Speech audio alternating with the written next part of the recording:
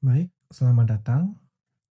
Pada kesempatan kali ini, aku akan menjelaskan template terbaru yaitu Super Template 3, di mana template ini akan berfokus pada laporan keuangan UMKM. Super Template 3 ini adalah versi terbaru dan merupakan pengembangan dari template N003.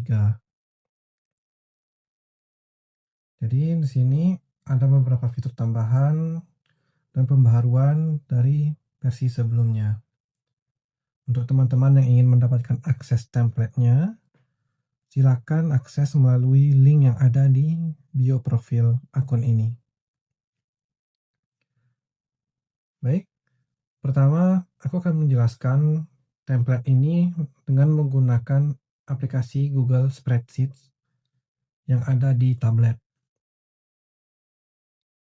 Template ini bisa digunakan di berbagai device, mulai dari komputer, tablet, maupun di HP. Jika menggunakan komputer, bisa diakses dengan menggunakan browser saja. Tapi jika menggunakan tablet atau HP, bisa dengan menginstal aplikasi Google Spreadsheet.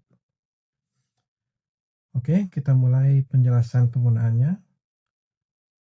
Pertama adalah kita beranjak ke halaman pertama, yaitu halaman pengaturan template. Halaman ini sebenarnya sangat sederhana, di mana fungsinya adalah untuk mengatur kategori keuangan dan akun keuangan yang akan digunakan pada template ini.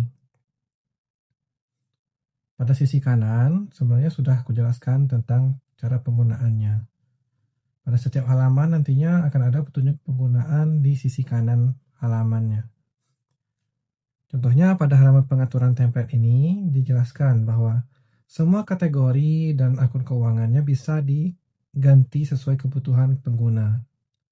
Bisa ditambah, diubah, ataupun dihapus. Jadi ini daftarnya tidak baku.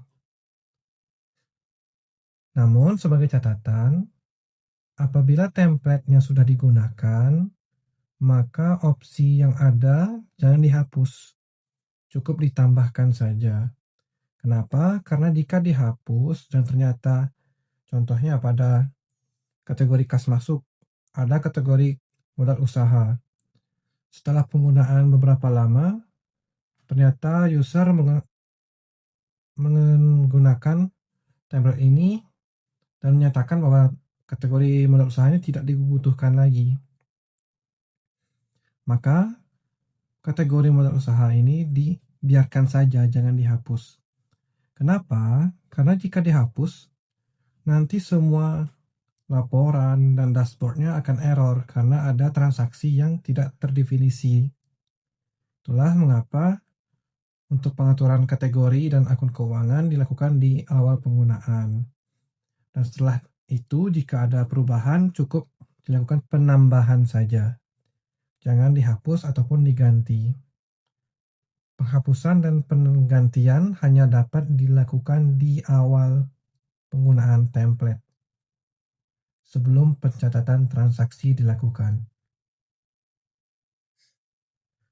Oke, sekarang kita lanjut ke halaman kedua, yaitu pencatatan transaksi kas masuk. Pada halaman ini, sebenarnya kita cukup mengisi tabel yang sudah disediakan dari sisi yang paling kiri. Pada penggunaan aplikasi Google Spreadsheet, ada sedikit perbedaan dengan versi browser, yaitu pada metode input tanggalnya. Karena jika di aplikasi, input tanggalnya manual dengan menuliskan bulan, misalnya ini bulan 6, garis miring atau garing, tanggal 6 atau tanggal 10, tahun 2026. Jadi formatnya bulan, tanggal, baru tahun. Seperti ini. Namun, jika menggunakan browser, untuk input tanggalnya akan lebih mudah. Itu cukup dengan melakukan double klik, maka muncul kalendernya. Tinggal dipilih. Atau klik satu kali, tekan enter di keyboard. Maka akan muncul opsi kalendernya. Hanya itu perbedaan antara di browser dengan di aplikasi. Sekarang kita lanjut di aplikasi. Untuk pencatatannya kita mulai dari nomor 51 misalnya. Tanggalnya tadi yaitu bulan 6, tanggal 10 misalnya, tahun 2026. Lalu untuk deskripsi transaksinya boleh diisi atau tidak. Sebaiknya diisi agar lebih rapi. Nah, ini transaksi dummy misalnya. Oke, lanjut. Kita ke kategori kas masuk. Nah, kategori kas masuk ini opsinya sesuai dengan halaman pengaturan tadi. Cukup pilih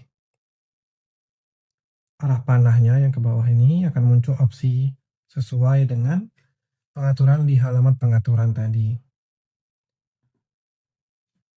Atau bisa juga dengan melakukan pengetikan manual. Contohnya modal.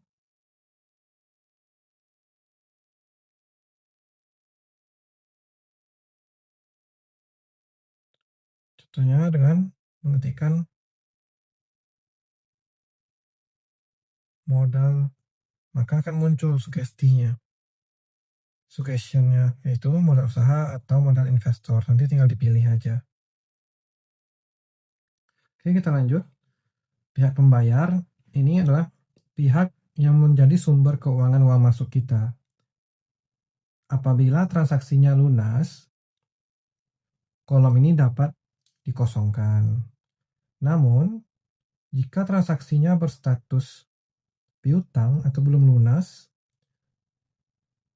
kolom ini wajib diisi karena nanti akan ada pengelompokannya tersendiri pada halaman piutang. Jadi ini kita anggap saja transaksinya tidak bayar lunas ya. Jadi pihak pembayarnya dummy 1 misal. Lalu akun keuangannya yang digunakan adalah misalnya akun BNI. Nominal transaksinya 1 juta. Nah, untuk pengetikan nominal angka atau nominal uang, cukup input persis seperti saja. 1 juta. Tanpa titik, tanpa simbol mata uang. Karena dia akan otomatis terisi, jadi 1 juta. Lalu, kita lanjut ke kolom selanjutnya, yaitu jumlah pembayaran. Jika pembayarannya tidak ada atau sepenuhnya piutang, cukup isi dengan angka 0. Namun, jika misalnya dibayar sebagian, misalnya 500.000, inputnya tetap seperti tadi. Hanya angka saja tanpa simbol, baik itu simbol titik ataupun simbol mata uang atau rupiah. Oke, maka jumlah pembayarannya akan terisi 500.000 dan sisa hutang ini terhitung otomatis. Sistem otomatis mengurangi nilai transaksi dikurangi jumlah pembayaran. Nah, karena ini sifatnya piutang, maka silakan diisi. Jatuh temponya tanggal berapa. Pengisiannya sama seperti tadi, pada browser bisa di double klik, atau di manual atau di aplikasi inputnya. Formatnya adalah bulan, garis miring tanggal, garis miring tahun. Sudah. Hanya itu yang perlu diinput pada transaksi kas masuk. Untuk kas keluar juga demikian. Metode inputnya masih sama seperti transaksi kas masuk. Yang berbeda hanya pada opsi kas keluar Dan transaksi yang belum lunas akan masuk ke sheet hutang. Selain itu, fungsinya sama. Oke, kita lanjut ke sheet piutang. Nah, ini adalah sheet piutang. Data dari tabel tanggal, deskripsi transaksi, kategori, sampai jumlah pembayaran awal ini terisi otomatis, di mana sistem otomatis menarik data dari transaksi kas masuk yang belum lunas, yang masih ada sisa piutangnya. Contohnya ini, tanggal 1 Mei, ada transaksi penjualan dengan piutang 250.000. Maka otomatis sistem menarik dari 1 Mei penjualan sebesar pembayaran awalnya 500.000, maka sisanya adalah 250.000. Dan di sini ada tabel atau kolom jatuh tempo. Ini otomatis berwarna kuning jika durasi hari ini menuju jatuh tempo itu kurang dari 7 hari. Dan jika tanggal jatuh temponya ternyata sudah terlewat, maka warnanya otomatis berwarna merah. Sedangkan yang masih berwarna putih ini berarti durasinya masih lebih dari 7 hari. Oke, kita lanjut. Pada tabel piutang ini disediakan 3 tahap pembayaran. Jadi piutangnya bisa dicicil pembayarannya. Namun jika pembayarannya hanya 1 kali, maka cukup isikan pada pembayaran tahap 1 saja. Contohnya ini, 250.000. Maka sisa piutangnya langsung lunas karena hanya 1 kali pembayaran. Jika dibagi menjadi 2 kali pembayaran, silakan dicatat 2 kali. Ketiga kolomnya harus diisi, tanggal, akun keuangan, dan nominal pembayaran. Ataupun jika ada 3 kali tahapan pembayaran, silakan dibagi menjadi 3 tahapan. Lalu sisa piutang ini terisi otomatis, di mana ini adalah hasil perhitungan dari nominal transaksi dikurangi jumlah pembayaran awal, dikurangi dengan jumlah transaksi pembayaran piutangnya. Jika lunas, dia otomatis berwarna hijau, dan jika belum lunas, dia masih akan berwarna putih. Lalu di sampingnya ada tabel rekapitulasi sisa piutang. Nah, inilah alasan kenapa pihak pembayar harus ditulis. Karena di sini akan dikelompokkan. Misalnya ini, tadi yang kita catat adalah dummy 1. Dia masih ada piutang sebesar 500.000. Dan total semua piutang adalah 19.190.000. Oke, kita lanjut ke halaman hutang. Ini sistemnya sama persis dengan halaman piutang. Hanya saja ini untuk transaksi hutang berdasarkan pencatatan pada kas keluar. Untuk tabelnya sama persis. Pengisiannya juga sama. Oke, untuk mempersingkat waktu kita langsung lanjut ke sheet berikutnya, yaitu saldo keuangan. Nah, pada halaman ini user dapat melihat nominal saldo pada masing-masing akun keuangan. Dan ini berlakunya lifetime, tidak ada rentang waktu. Contohnya untuk transaksi tunai, ada kas masuk sebanyak 25.250 dan kas keluar sebanyak 6.480.000. Sehingga saldo akhirnya untuk uang tunai ada 18.770.000. Ini semuanya terhitung secara otomatis. User tidak perlu menginput data apapun karena ini hanya bersifat otomatis. Ini ada grafis yang menunjukkan persentase untuk masing-masing akun. Yaitu tunai ada 30% terhadap 60 juta. Pada akun BCA ada 4% terhadap 60 juta. Yaitu 2.410.000.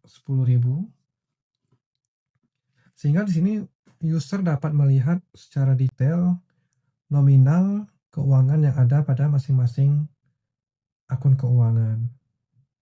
Akun keuangan ini terisi otomatis berdasarkan halaman di pengaturan tadi. Oke, kita lanjut ke buku besar. Nah, pada halaman buku besar, Ini adalah ringkasan transaksi berdasarkan kategori dan rentang waktu. Jadi user cukup memilih kategori keuangan yang ingin dilihat, contohnya penjualan, lalu periodenya mau dari tanggal berapa, misalnya ini, kalau ini mesti tanggal 5, bulan Mei, tanggal 1 tahun 2026. Sampai misalnya sampai tanggal 31-nya di bulan 5 tanggal 31 tahun 2026. Nah, otomatis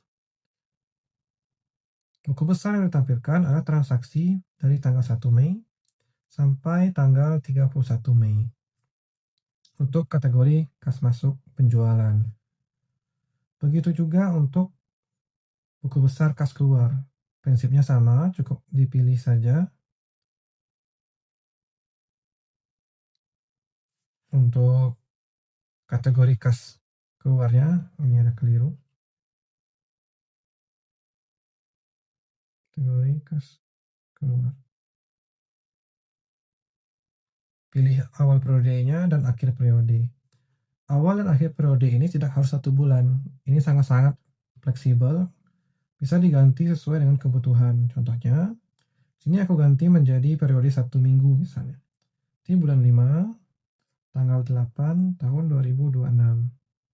Nah, dari rentang tanggal 1 sampai tanggal 8 ternyata hanya ada satu transaksi pembayaran upah, yaitu pada tanggal 3 Mei. Jadi rentang tanggalnya tidak baku, tidak harus per 1 minggu, tidak harus per 1 bulan. User dapat mengaturnya secara bebas. Kita lanjut ke halaman laporan laba rugi dan arus kas otomatis. Pada halaman ini, user cukup pilih periode awal dan periode akhir yang ingin dilihat datanya. Contohnya di sini tanggal 1 Mei sampai tanggal misalnya tanggal 31 Mei 2026. Nah, akan muncul laporan laba ruginya untuk periode ini, di mana pendapatannya totalnya ada 109 juta dan pengeluarannya 58 juta. Pendapatan dikurangi dengan pengeluaran akan mendapatkan laba rugi, yaitu sebesar 51.335.000 dan statusnya adalah laba.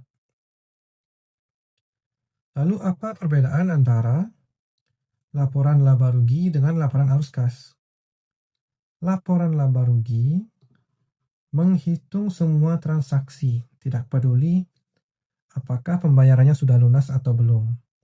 Jadi yang dihitung adalah total nilai transaksinya, yaitu pada kolom H. Sedangkan untuk arus kas, ini hanya menghitung transaksi yang benar-benar sudah dibayar. Jadi di sini adalah pada kolom I, yaitu jumlah pembayaran, dan pada kolom pencatatan hutang piutang, itu kolom K, kolom N, dan kolom Q.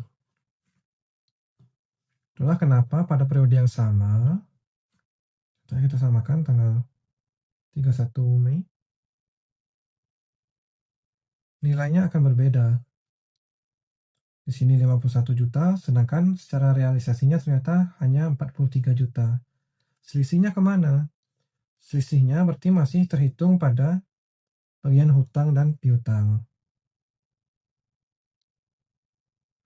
Oke, selanjutnya kita lanjut ke halaman dashboard. Nah, pada halaman dashboard ini disediakan grafis dan tabel otomatis yang akan menampilkan ringkasan dari transaksi keuangan yang dicatat pada template ini. Cara penggunaannya sangat simpel. Di sini disediakan 2 periode.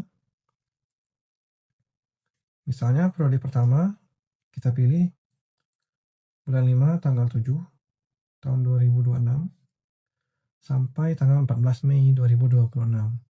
Sedangkan periode keduanya dari tanggal 15 Mei sampai tanggal 25 Mei misalnya.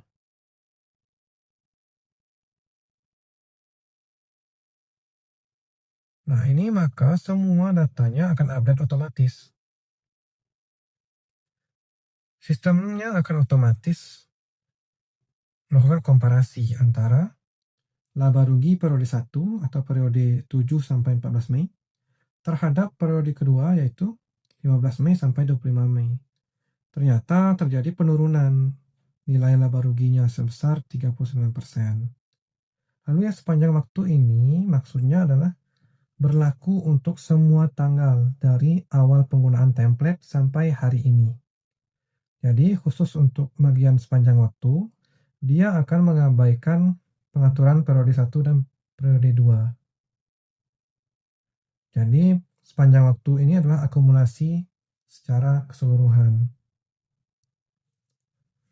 Lalu untuk arus kas juga demikian, akan ada perbandingan periode 1 dan periode 2. Lalu ini akumulasi kas masuk laba rugi, maksudnya berarti dia tidak memperhatikan apakah ini transaksinya sudah dibayarkan atau belum. Yang penting transaksinya tercatat, maka total nilainya akan masuk ke laba rugi. Sedangkan nilai yang benar-benar masuk ke kas keuangan atau ke akun keuangan ataupun dikeluarkan dari akun keuangan kita, masuknya ke kas masuk dan kas keluar dengan tanda arus kas. Itulah perbedaan dari laba rugi dengan arus kas. Lalu di bawahnya akan muncul grafis nominal transaksi berdasarkan tanggal. Berarti tadi dimulai dari tanggal 7 Mei sampai 25 Mei. Jadi dari 7 Mei sini sampai 25 Mei. Ini adalah grafis transaksinya untuk laba rugi maupun arus kas. Untuk detailnya tersedia di kolom ini. Teman-teman bisa lihat 7 Mei itu ternyata ada kas masuk 35 juta tapi bersifat laba rugi, sedangkan arus kas atau yang benar-benar masuk ke rekening hanya sebesar 30 jutaan, sedangkan 5 jutaannya masih bersifat piutang. Di atasnya ada grafis komparasi untuk periode 1 dan periode 2 pada masing-masing akun keuangan. Berwarna hijau untuk periode 1 dan berwarna abu-abu untuk periode kedua. Jadi di sini bisa terlihat kas masuk untuk transaksi laba rugi maupun untuk arus kas. Terlihat perbedaannya ada di transaksi menggunakan akun keuangan Dana misalnya. Ternyata secara arus kas yang benar-benar masuk itu hanya 4.600.000. Sedangkan secara laba rugi masuknya adalah 7.300.000. Kenapa berbeda? Karena dari 7.300.000 ini masih ada yang bersifat piutang. Dan piutang tidak termasuk pada perhitungan arus kas. Kita lanjut ke bagian selanjutnya yaitu kategori keuangan kas masuk. Pada bagian ini grafiknya bersifat update otomatis dalam bentuk donat. Dan di sini ada presentasi untuk masing-masing kategori. Contohnya untuk laba rugi periode 1, ternyata dominannya adalah modal usaha. Uang masuknya bersifat laba rugi ada modal usaha senilai 58%. Detailnya ada di bawah. Kas masuk modal usaha sebesar 26 juta. Sedangkan secara arus kas yang benar-benar masuk itu hanya senilai 11 juta. Sisanya kemana? Sisanya masih bersifat piutang. Oke, kita lanjut ke bagian terakhir, yaitu kas keluar. Sama, pengelompokannya berdasarkan laba rugi dan arus kas, dan berdasarkan periode 1 dan periode 2. Detailnya ada di kolom yang bawah, tabel yang bawah. Ini menjelaskan nominal untuk masing-masing kategori. Sedangkan grafisnya menampilkan presentasi untuk masing-masing kategorinya. Semuanya akan update otomatis. Baik, hanya itu penjelasan penggunaan dari template ini. Jika teman-teman belum mendapatkan aksesnya, silakan akses melalui link yang ada di bio profil akun ini. Sekian penyampaiannya. Terima kasih.